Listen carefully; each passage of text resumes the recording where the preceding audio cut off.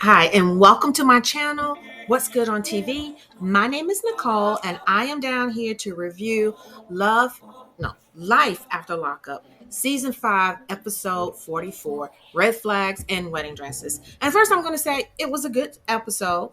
I enjoyed it. I always enjoy the fooleries that go on this show. When it opens up, we are back with Bianca and Daniel, and it's the night after they've come home from Bianca having her little moment of being tipsy. And Bianca actually comes in and she apologizes. And she says that she's sorry for getting drunk. They get to discussing their relationship again. And one of the things that Bianca is upset about is she's like, "You have not proposed to me yet." And it's only been 3 days. 3 days. It's only been 3 days. And she's like, "You have not proposed to me yet."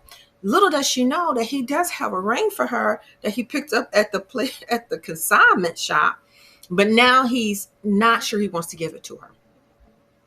She says, "Listen, I thought you were gonna, propose right away. That's what you sold me when you was behind the bars." And he's like, "I shouldn't." She said, "Why did you propose to me?" And he said, "Well, I was being an idiot."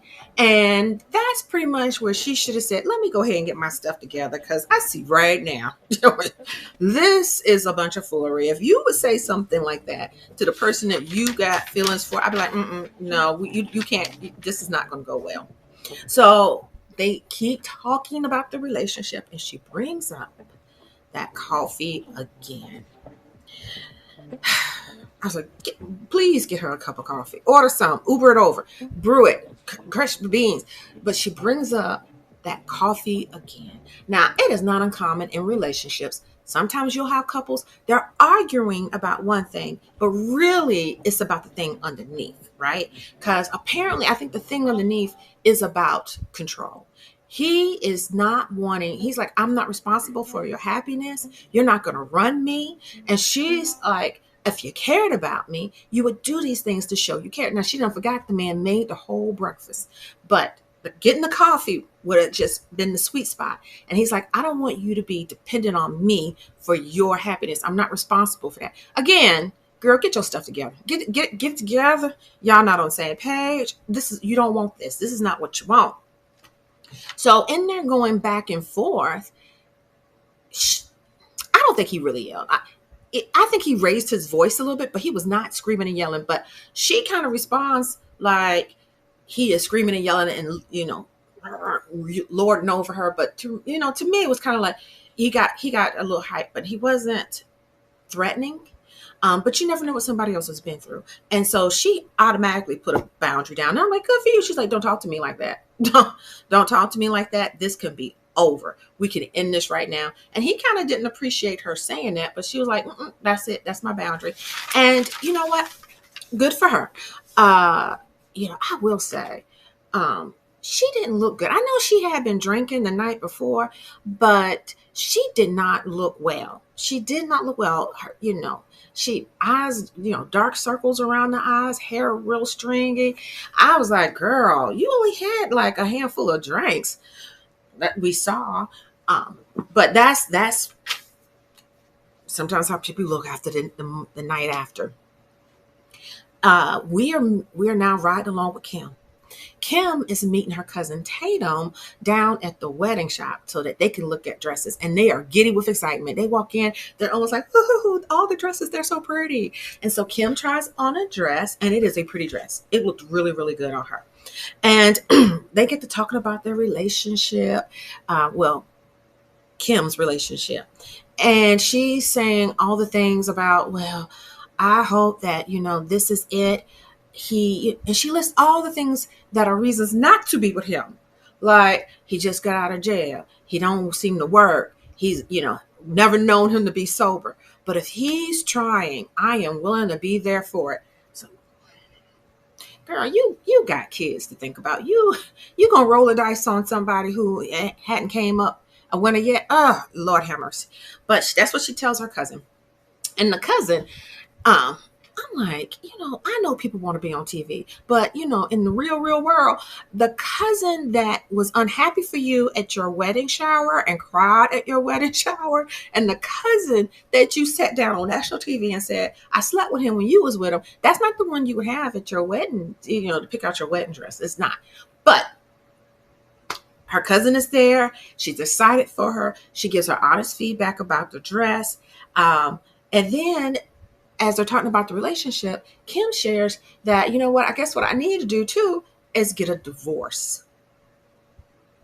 Dun, dun, dun. And the cousin is like, what? And the part that took me out, I don't know why it tickled me so much, is the cousin, she starts to whisper when they talk about the divorce. She's like, you're not divorced. You're not, Kim. What do you mean you're not divorced? And Kim goes on and explains that, she's been divorced twice before, and all she did was sign some papers.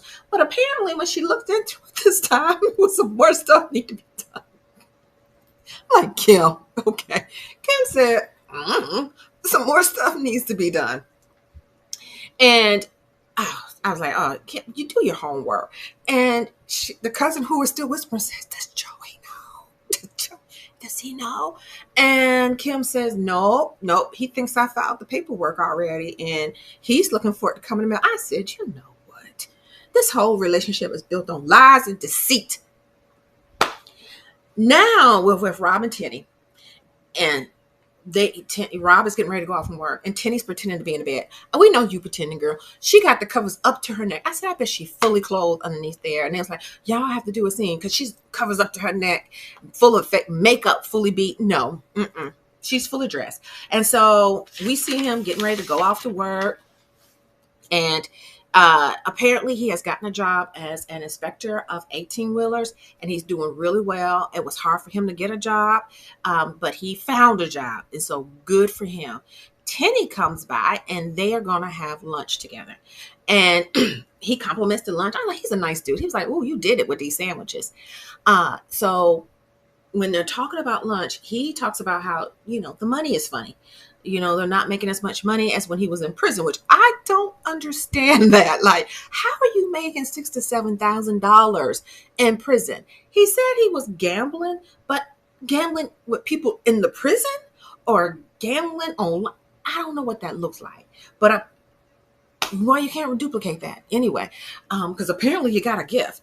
Because he said he was making between $6,000 and $7,000, and he was able to support her and her 2 kids with the money he was making in prison, but he makes less money now living an up and up honest life. I don't know. That was hard for me to figure out. But he decides that he wants to get a CDL, a certified driver's license. It's going to cost about $5,000, which is a good investment to get, yourself into your business. But it's going to cost about $5,000. And so he's going to need her to get a job. And when he said, you're going to need to get a job, her face was looking like, no. But out her mouth, she said she would. She said, I've had a break. I've enjoyed my break, but I can get a job. Matter of fact, all I need to do is dust off my resume, and in 2 weeks, I'll have a job. Girl, I was like, girl, what's your skill set? How are you going to find a job in just 2? Okay, all right. I guess it depends on what you're doing, but yeah, that's really quick. Maybe she got connections. Who knows? So we are with Melissa and Joey. Joey has purchased that $18,000 ring, and it is burning a hole in his pocket. He can't wait to give it to her. It's cute. And he's super excited. Then we have a scene where I don't know what I was looking at, because it looked like he had the ring and a cup holder or a cup of some sort with his teeth. I was like, oh my God, you need to keep them teeth in your mouth. Oh my God. I don't understand why would you have your teeth out and near the ring? I found it almost upsetting, but the camera caught it. We are with Melissa and her sister, and they are in a, I don't know, some kind of Spencer like shop buying a gag gift for their 76-year-old dad. They're looking at a doll that when you put it in water, it blows up. And they said, oh, he can grow him a girlfriend. And Melissa tells us again about all the boyfriends and why she can't really trust men. And I feel like I've heard her say this a bunch of times. Not this season and seasons past. And they show us again the parade of all of her boyfriends. We don't need to see that no more. We got it. We got it. And we see them go and meet their dad for his birthday. And the dad looks a lot different than what we remember. I hope he is well. He is very thin. Melissa says she was surprised when she saw him. He looked like skin and bones. I figured that's something they probably checked on alpha cameras, because they even show a clip of him earlier, and you can tell that he's lost a lot of weight, and he's 76, and I hope he's well. And they give their dad a gift, but they said they're going to wait for Joey to come. So Joey is coming to the birthday party, and he has decided that he will, request. He's going to do it right. He's going to get with the dad and get the dad's permission to marry Melissa. And so when he gets to the party, they're all greeting each other. They give Daddy this crappy gift. I was mad at that gift. I was like, is there nothing else? I mean, that's something that you give along with a gift. Like, now here's your real gift. No, that was the gift they showed us. They didn't have anything else in the bag. I'd have been so mad. When I turned 76, my kids better not give me some foolery they picked up as a gag. Absolutely not. I mean, that was a waste of time to even go shopping for. So they give the dad the gift, and even Joy was like, what the H is that? What the hell is that? So Melissa and her sister, they have to leave conveniently.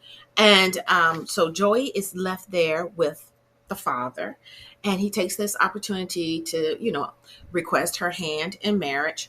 And the dad looked like he was shaking his head. No, you don't want it. I don't want it. She don't want it. But out his mouth, he said yes. And in confessional, he said, I think that they are a good fit. And the question he had for Joey is, do you think you can keep up with her? And the dad told us, too, that she can really pick him, that she done went through a lot of men. So I guess he might have just said, I'm just going to say yeah, because really, she going to do what she want. At least this one had enough decency to ask. Okay. So he gives him his permission. Back with Brittany and Key-Rock. Brittany and Key-Rock has moved out of that government apartment or government hotel, Motel 6. And they are staying with a mentor of Key-Rock's. They're staying with Coffee. And Coffee has a dog that wears clothes. I mean, not just a little sweater. This dog had on like 3 pieces. This dog was dressed for the day. This dog was dressed better than Coffee. Okay? I was like, this. It was funny to me. But when you see where they're living, Coffee's apartment is tight. It's very small, and there's stuff everywhere. There was no open spaces. It was really tight. They were sleeping on an air mattress that was literally taking up all the floor. And they talk about how tight it is. And I'm thinking, how is this much better than a motel? But when we first see Coffee is putting questions to them as if Coffee is ready for them to go. Coffee is like, so how long y'all think y'all gonna be here? Oh, okay. Well, I appreciate y'all being here because you're helpful, but what's your PO say? So I'm like, yeah, Coffee's like, I ain't got that much space, and y'all need to go. So their plan is to stay with Coffee because they couldn't take it to the motel, and they go out to breakfast to talk about their situation a little bit more. And at breakfast, they're also going over their budget. And their budget is interesting because they're talking about where they can cut. An old girl gets her nails done every week. I was like, that takes a lot of time and money. $500 in the budget. They have 2 rents, and they name some other stuff. And I'm thinking, y'all go through a lot of money. And Brittany suggests that Key-Rock goes ahead of her to Houston so he can go ahead and start working and get on that good job. But Key-Rock is like, well, I don't want to leave without you. It's really kind of sweet. And they agree that, Key basically says, well, listen, I'll go, but we have to be married first, and then I'll go. And so Key kind of talks her into, let's elope. And they agree to elope. And the thing is, though, they're going to keep it a secret because there's lots of people in their life that would want to be there for their wedding. And they still want to have the big wedding. So they agree that they will elope, on national TV so nobody will know. And then they'll have their big wedding later when they're, able to get everybody together. They also agree that Key will plan everything and Brittany will show up in a dress. Now we're back with Justine and Michael. Justine and Michael are visiting the lawyer to get this will done. While they're in there to talk about their will, the lawyer says, of course, as lawyers do, well, who will take care of your children that are not the bio children of Mike? And she says, my daughter. I have chosen my daughter. And I'm totally 100% with Mike, and I'm not always 100% with Mike. Mike looked at her and he said, that's stupid. That's stupid. And you could tell he was offended and hurt. And he gets heated about it and has to leave. And, I think sometimes people get upset about folk who get heated and have to leave. But, sometimes people do need a moment to calm down. Maybe what he really needs to learn to do is to not so much storm off, but excuse himself. Because it looks like he's getting huffy and puffy and he just walks out in a very rude way. But there is a way that you can say, you know what, this has really upset me and I'm going to excuse myself for 5 minutes and I'll be back. But what he tends to do is, well, that's just stupid. You go ahead and talk to the lawyer since you've got it all figured out. And he storms off. And then you got to come back and apologize. No, excuse yourself because you're upset. People understand that better. Now we're back with Daniel and Bianca. And they still yammering on about the coffee and whatnot. But he makes it known that he is not going to be responsible for her happiness. And again, go ahead and leave. And, that argument, it kind of took a strange kind of like, it was up here. And then they just kind of decided like, well, I'm not going to fuss anymore. You're not going to fuss. Well, we'll just come back to this later. We're going to kiss and make up. And then it was over. And I wondered if the production stepped in and said, this is going nowhere. Won't y'all just table it? So they do. They agree to come back to it later. We are with our Brittany. Brittany has gotten with her good friend to go down to the wedding shop to look at dresses. And, one thing about Key and Brittany is they make bad decisions, but it's not because they don't have good counsel around them. They actually have good counsel around them, but they still choose wrong, right? So the friend that she goes to pick out the dresses with, she's actually a really good friend, and she knows how to float things to her. So when she tells her, we are actually eloping, the friend kind of says, but I thought you always wanted a big wedding. And well, Key wants a da-da-da-da. And the friend says, so this is all Key idea. And she's like, yeah. And the friend kind of gently floats to her like, you know what? Key sometimes seems controlling. She don't like that. Brittany don't like that. But he is controlling. If we think back to the past season, this was the person who had people watching her, looking, spying on her, keeping an eye on her. And this whole, we got to get married before I go, is about having, your claw in. Like, I still got you. So, yeah, he is controlling. He wants to have his way. And then we see Key is down at the flower shop with coffee looking at real live flowers, which that's going to cost more. What kind of elopement is this? You elope by going down to a little wedding chapel, or you elope by going down here to the courthouse. But you buying fresh flowers, y'all got money to burn. But anyway, they're down there looking at fresh flowers for this elopement. And Coffee and Key gets to talking, and they're sharing how, mama ain't gonna be happy. Key mom is not going to be happy. So Key decides that he is going to call his mother and just let her know, even though they had just agreed that they would not tell anybody, and that the telling, that Key just decided on his own that he's going to tell his mama, who he admits will tell everybody. And he doesn't even text, oh girl, he don't text Brittany, he don't call her, give her a head up, nothing. He just on his own decided, I'm going to tell my mama, even though I made her promise she won't tell nobody. So, but he can't get his mama on the phone, so that's what you get. Anyway, we're back with Kim, and, her cousin is still whispering, what? You don't have a divorce filed yet? And so the cousin, she's really kind of shocked by that. And then, Kim says, there's another thing. What? So Kim shares that, she really has concerns about the DNA test because regardless of the DNA test, she recognizes this is going to cause a problem for somebody. Somebody's going to get hurt. And she's concerned that it's going to be her child. She doesn't want anybody to get hurt by these results. And so the cousin is also floating to her like, isn't this a red flag? Isn't he kind of demanding a whole lot? Isn't he kind of controlling? And she says it real nice and kind of gentle. And then she whispers, what if he takes all your money, all your stuff? And I want to know how Kim got so much money. She said she made $15 an hour. I was like, what? I don't know. It's interesting. And so, Kim was just kind of batting her eyes like, I hadn't considered whether or not he's trying to take my money. I don't think that he's trying to take her money. I think he's trying to live off of her. That's what I think. Maybe that's the same thing. We are with Rob and Tenny, and they're at home discussing plans for the weekend. That's when Tenny decides to share with him that she has already bought water park passes for $250. This does not go well for Rob because they had an agreement that if they spent over $100, they would consult each other. So he is livid about it. He don't understand why you would spend that much money. And she's trying to explain it. Well, it works out. And I will say, like, I live near an amusement park. And if you go once, you might as well buy a season pass because going twice, we have already paid for it. So you might as well buy a season pass.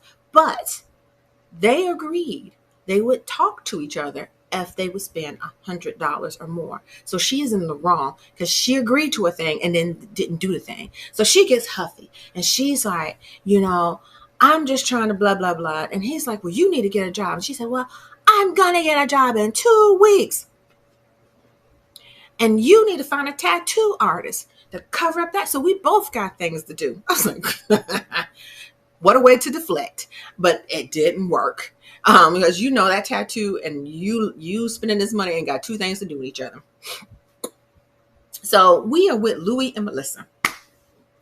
And Melissa's at home, pouting, mouth stuck out, getting ready to take a nice soak and have her a glass of wine. And she's looking at some of Louie's videos.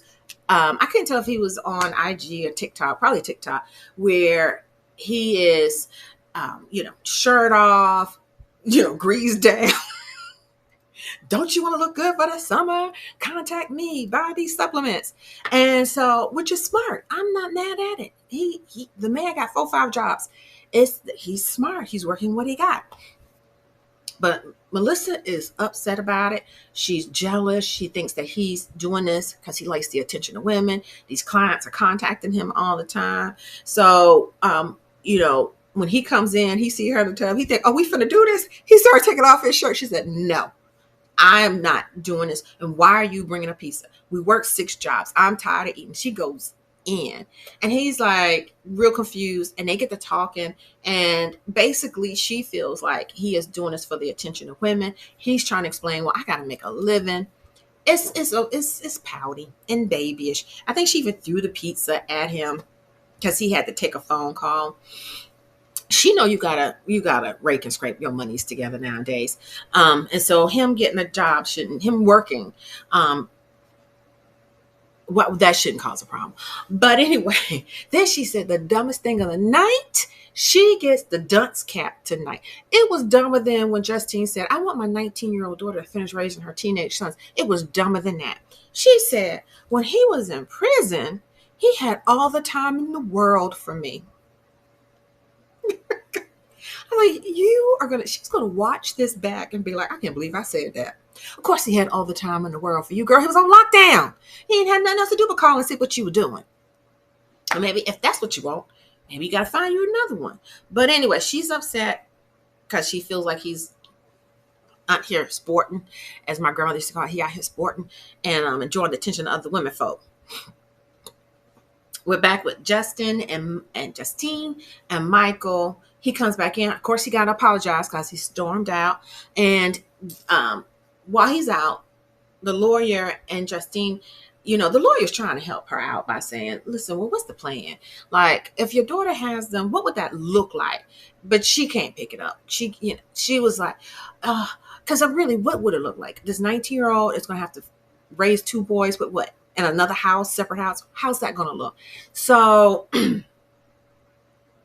um, he recommends co-guardianship so that Mike can be the head of the household or the patriarch, and she can have a voice or say in things. I'm thinking, actually, why not just have her be a support? Just have her be a support. Just have her be the person that, all right, Mike, if you need me to advocate, if he's upset, call me, be a support. But they bring him back in, and when Mike gets there, that's something they're going to discuss with him. We see Daniel and Robert. So Daniel goes to meet his good cousin Robert, and Robert seems a little uncomfortable. Robert seems a little nervous.